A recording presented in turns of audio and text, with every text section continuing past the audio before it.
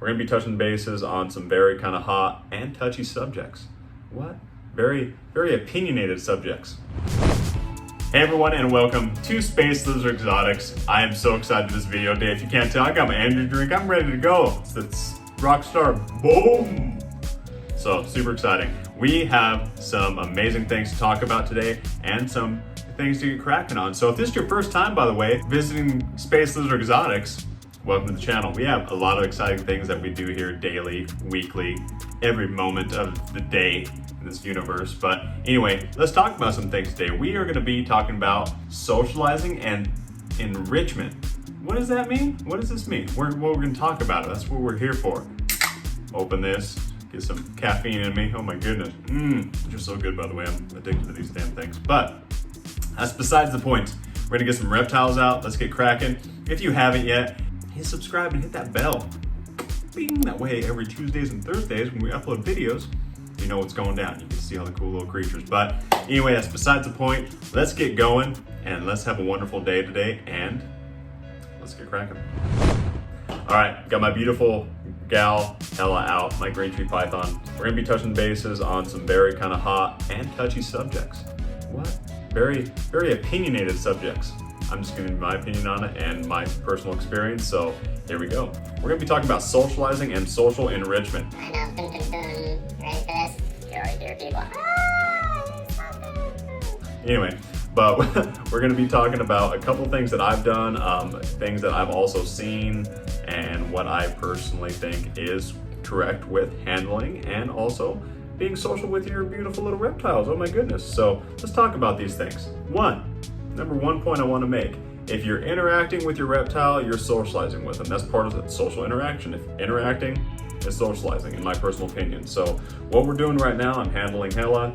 She's very chill, as you could see. If you've seen the channel before, you've noticed how chill she is. She's my ambassador green tree python right here. But what we're doing right here is socializing, right? Of course, I'm talking to all you beautiful, amazing humans on YouTube right now and everyone who's tuning in, but part of this is socializing, right? She doesn't know we're on YouTube. Maybe she does, I don't know. But this is me just handling her and her getting used to, her being handled by me and other people who eventually want to hold this beautiful, gorgeous gal. What? How cool is that, right? Somebody could just come over and just be chill with a beautiful green tree python, because some people think that they're very icky and they're scary snakes, but they're not, and she's sweet. Oh my goodness. But part of that is because I handled her a lot, and this interaction is a daily thing with her. Now, some snakes get stressed out. They do not want to be handled every day, and it just takes time, right? It takes that work, it takes that dedication, and it takes that love for your reptile and animals. So it's keeping consistent with it, and don't give up on them, because they're trying to get used to you too. So I've seen some very, very crazy, nippy, pissed off snakes that eventually just came out because their keeper and the people that were taking care of them did not give up on their beautiful little gorgeous little scales. Oh my goodness. Another thing I do want to talk about, right? You ready for this one? This is a very, very touchy issue. Should you be paying more online for a socialized animal, or what they claim to be socialized, right? All right, so me personally, this is a big point I really want to kind of make here. I would rather pay more for a hardy and healthy reptile that may be a little not as socialized, and I just 100% know it's just healthy and hardy, it's eating well. Of course, let's do it up. I'll pay a little bit more for a reptile like that, right? That I know it's there's no internal, external parasites or anything like that. Absolutely. But if they're just trying to sell the reptile off the just basis that it's been socialized with, I kind of have a little issue with that. The main reason why is if you go to any type of, let's just say a reputable, very good pet store, right? That every single day, which we have an amazing one here where I'm from, and they do an amazing job. We'll talk about them a little bit later in some of the videos, and I actually mentioned them a few times too. So they're amazing reptile store where I'm at. But what we, talk about a lot is when they're interacting with their animals, you go in there, right? And they're, feeding them, talking to them, spraying them down, opening their enclosure, taking them out, changing their bedding if they need to, or even just getting them out, doing a soak or cleaning the shed out. They're technically interacting with the animal, they're socializing with them, right? And so to what extent and to what part to where can you charge more for what you deem a socialized animal? Now, I know some could argue being like, dude, look, I just got this Asian water monitor, this caiman, or this cool other monitor lizard that's super social, or this, gecko that's like way social, doesn't bite, it's super chill, look, oh my God. But then you also got to keep in mind, you have to keep up with that socialization. You can't just, get it and be like, it's gonna be good forever. It's keeping consistent with that. And I feel personally, if you're gonna purchase a reptile, part of that socializing and part of the experience and your personal interaction with that reptile is getting it socialized, right? That's part of the work that you should put into it, and could be really benefiting from it, because you know why? You get to interact and you get to learn its mannerisms, and you get to go through the gauntlet, right, of having this animal and learning its mannerisms and seeing man, I remember I got, bit, or it did not like me for months, and now it's just like your best friend. You guys are bonded, cool little buddies. Oh my goodness. And that's whatever kind of creature you own or have, but in particular, we're talking about reptiles in this beautiful sense. Oh my goodness, look at this beautiful gal. That's just me personally. Now, I'm kind of curious, what do y'all think? What do you think? Am I just being biased about how I feel about those things? Comment below, let me know what you think about that. That's just me personally, me kind of going off on a little tangent about, socializing and animals and, what you should be paying for and not paying for.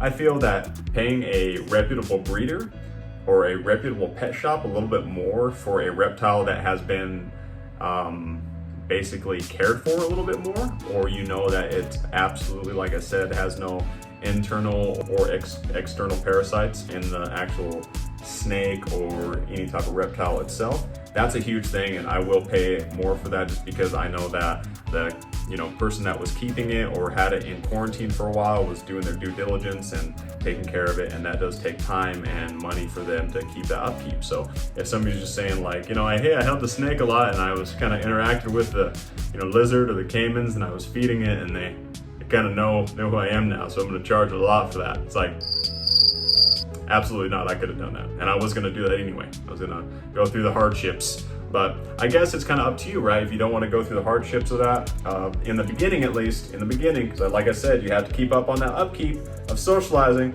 Don't be thinking you're just going to get these things. They're just going to be trained out of reptile boot camp, ready to go, just programmed to be the best little reptilian machines possible. Absolutely not. You got to keep socializing with them. If you stop socializing with them, they're going to act as such. They're going to start seeing everything as a food item again, or as you're just a big Nephilim trying to eat it.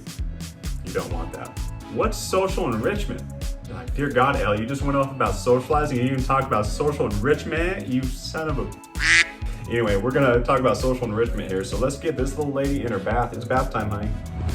All right, so one thing I did want to talk about in social enrichment, or just enrichment in general, right? So what is social enrichment? Technically, there's two parts of that term, right? So part of that is housing the same animal that are the same species in the same exact environment, or having them interact together, coexisting together, in their little cohabitat. So in my case, what we're doing with that, I'm practicing enrichment with the dwarf caimans, because there's two of them, male and female.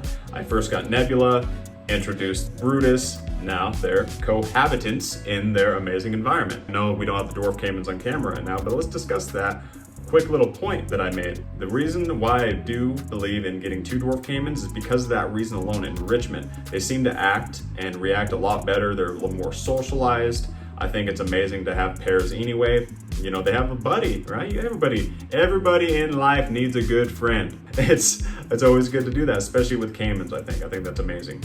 Now, you could also do that with some snakes as well, right? So I have seen, when you do keep green tree pythons together, things like that, you just cannot do two males. They will fight till the death usually, or they'll get very aggressive. I want to fight ya.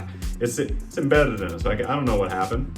I don't know. They just don't like each other. So two males will usually definitely fight, especially with green tree pythons. They don't really, recommend that at all, but you can, when they have, technically they're clutches, you always see the babies together, but when they get older, I can't throw a male green tree python in with another male green tree python because they will fight. So that type of enrichment you definitely cannot do. But other enrichment, like what I'm doing with the dwarf caimans, having them, housing together and they're the same species living together, super cool.